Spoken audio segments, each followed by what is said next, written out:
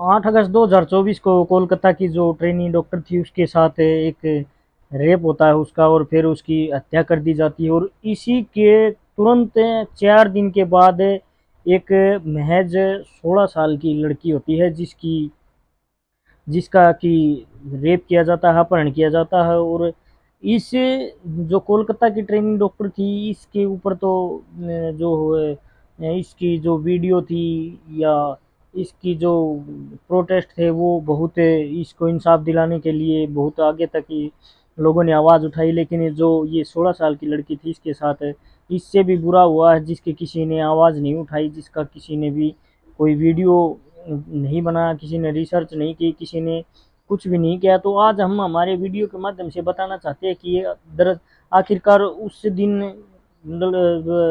लगभग 8 अगस्त से 4 दिन के बाद 12 अगस्त को आखिरकार उस लड़की के साथ हुआ क्या था और वो कौन लड़की थी। आज हम अपनी वीडियो के माध्यम से, अपनी इस कहानी के माध्यम से आप लोगों को उस लड़की के बारे में बताएंगे। नमस्कार, आदाब, सत श्री अकाल, मैं ओमवीर।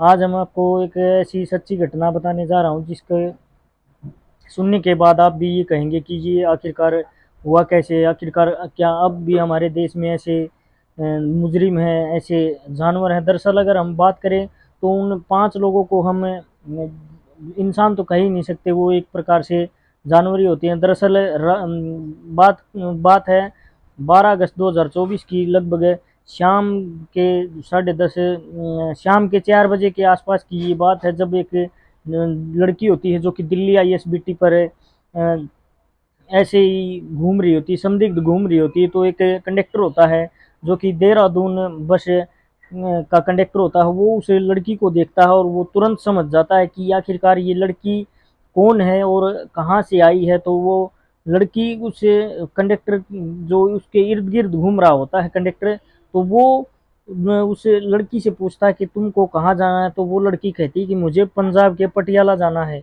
लेकिन दरअसल बात करें उस लड़की की तो वो बिल्कुल भी पढ़ी लिखी नहीं थी। अगर वो पढ़ी लिखी होती तो शायद उस बस का जो नाम होता है वो पढ़ लेती, जो उसके ऊपर नेम प्लेट होती है, जो रूट लिखे होते हैं वो पढ़ लेती। लेकिन वो लड़की बिल्कुल अनपढ़ थी। तो वो कंडक्टर उसको बोलता है कि तुम, ये हमारी बस है, ये पंजाब के पटियाला ही जाएगी, तुम इसमें बैठ लो। अब उस लड़की को कोई किराए की चिंता नहीं, कुछ भी नहीं। उस लड़की को बस अपना पंजाब के पटियाला पहुंचना था। तो वो लड़की उस बस में बैठ जाती है और बस में बैठने के बाद उससे वो कंडक्टर जो था वो कोई भी किराया नहीं लेता है, कोई भी टिकट है उसकी नहीं देता है। अब होता क्या है कि पूरा सफ़र तय होने के बाद वो लड़की उससे पूछती कि मेरा जो अड्डा है, मेरा जो बस स्टैंड है वो कब आएगा। तब वो कंडक्टर जो था वो कहता है कि अभी कुछ ही देर में तुम्हारा जो अड्डा है वो आने वाला, तुम्हारा बस स्टैंड जो है वो आने वाला है, तुम चिंता मत करो। अब ये लड़की को लेकर देहरादून पहुंच जाते हैं। वो लगभग 10:30-11 बजे के आसपास वहाँ पर उस देहरादून बस स्टैंड के अंदर पहुँचते हैं। और पहुँचने के बाद अब पूरी बस खाली हो जाती है, पूरे सभी सवारी अपने अपने मार्गदर्शक पर अपने अपने प्रस्थान कर जाती हैं, वहाँ से चली जाती है। अब ये कि अकेली लड़की बच जाती है। अब कंडक्टर और ड्राइवर के मन में बिल्कुल खोट आ गया था कि अब इसका कैसे न कैसे करके हम इस लड़की का फ़ायदा उठाया जाए।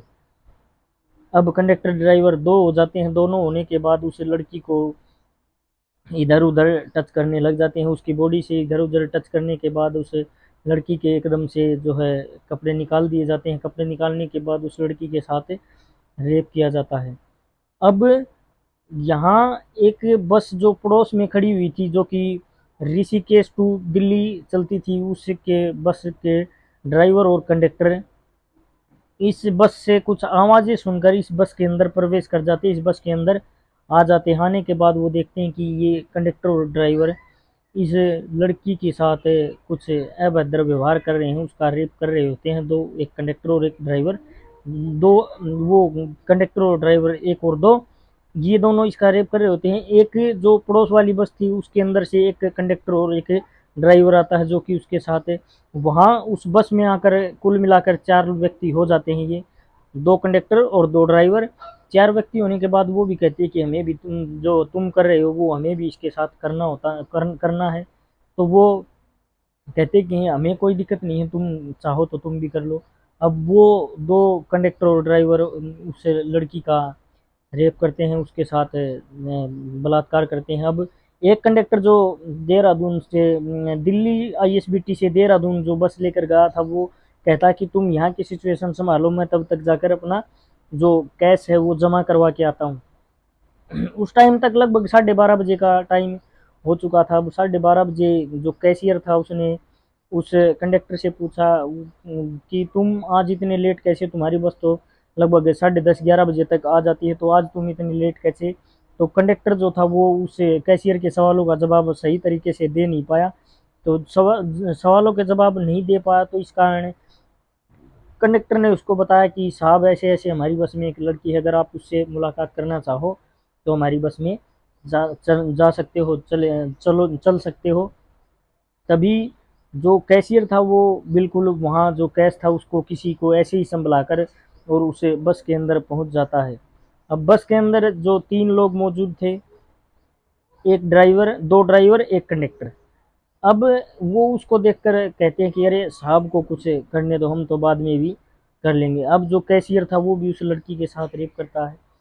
2 ड्राइवर, 2 कंडक्टर, 4, एक कैशियर, 5, ये पांचों लोग मिलकर उसे लड़की से लगभग पूरी रात तक उसका शोषण करते हैं, पूरी रात उस लड़की के साथ बलात्कार करते हैं। अब सुबह हो जाती है। सुबह होने के बाद एक सिक्योरिटी गार्ड होता है और एक जो है वहाँ पर मैगी की रेहड़ी लगी हुई थी, वो सिक्योरिटी गार्ड जब उस लड़की को देखता है तो कुछ असहज महसूस करता है कि आखिरकार इस लड़की के साथ कुछ ना कुछ गलत ज़रूर हुआ है। तो सिक्योरिटी गार्ड जो था वो 1098 पर फ़ोन कर देता, जो कि चाइल्ड हेल्पलाइन नंबर होता है, और कहता है कि साहब यहाँ पर एक लड़की घूम रही है जो कि मुझे लगता है कि ये किसी न किसी तरह से ये परेशान है, या अगर आप आओगे तो अच्छी तरीके से इसको समझ पाओगे। तब वो चाइल्ड हेल्पलाइन वाले भी आते हैं और पुलिस भी वहाँ पर आती है। तो उस लड़की को जो है उससे पूछताछ की जाती है, लेकिन वो किसी भी आदमी को देखती थी तो वो डर जाती थी। अगर ये लड़की उस दिन इस लड़की को पटियाला, पंजाब से पटियाला जाने वाली अगर बस मिल जाती तो शायद ये केस कभी नहीं खुलता। इस केस को कभी पता ही नहीं चलता कि इस लड़की के साथ आखिरकार हुआ क्या है। अब इस लड़की को जो है एक अधिकारी के घर लेकर जाया जाता है। ये लड़की आदमियों को देखकर डर जाया करती थी, और फिर इस लड़की को अपने घर पर रखा जाता है। लगभग 2 से 3 दिन बीत जाने के बाद इस लड़की को, ये लड़की जो भी खाने को मांग रही थी, जो कुछ भी इसको चाहिए था, वो सब कुछ इसको ला कर दिया जा रहा था। और पूछताछ जो थी वो महिलाएं इस लड़की से कर रही होती है। 2-3 दिन गुजर जाने के बाद ये लड़की कहती है कि मेरे साथ जो है गंदा काम हुआ। अब इतना सुनना था कि पुलिस वहां पर पहुंच जाती है। 12 तारीख 2024, 12 अगस्त 2024 में पहुंच जाती है, और वहां पर जाकर सीसीटीवी खंगाले जाते हैं दिल्ली आईएसबीटी के और देहरादून बस स्टैंड के जो है। तो पाया जाता है कि एक संदिग्ध व्यक्ति इसके लड़की के इर्द गिर्द घूम रहा होता है।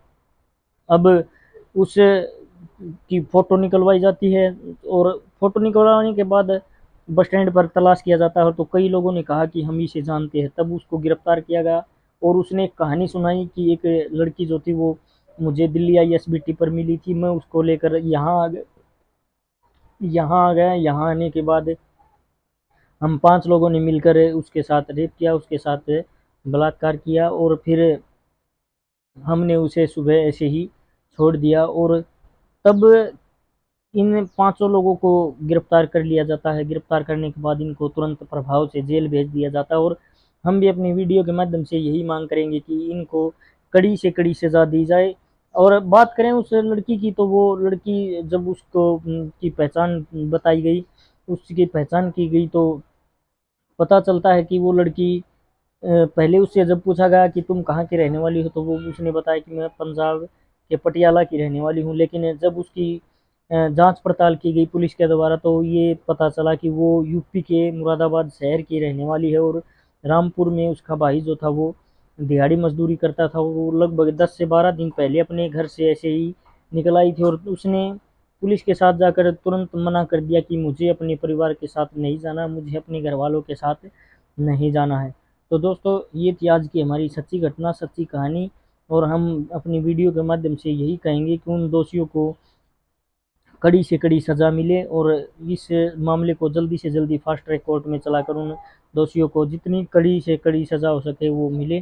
तो दोस्तों, इस घटना को बताने का, इस कहानी को सुनाने का उद्देश्य किसी की भावनाओं को ठेस पहुंचाना नहीं है, बल्कि आपको सचेत करना, आपको जागरूक करना है। धन्यवाद। जय हिंद। वंदे मातरम।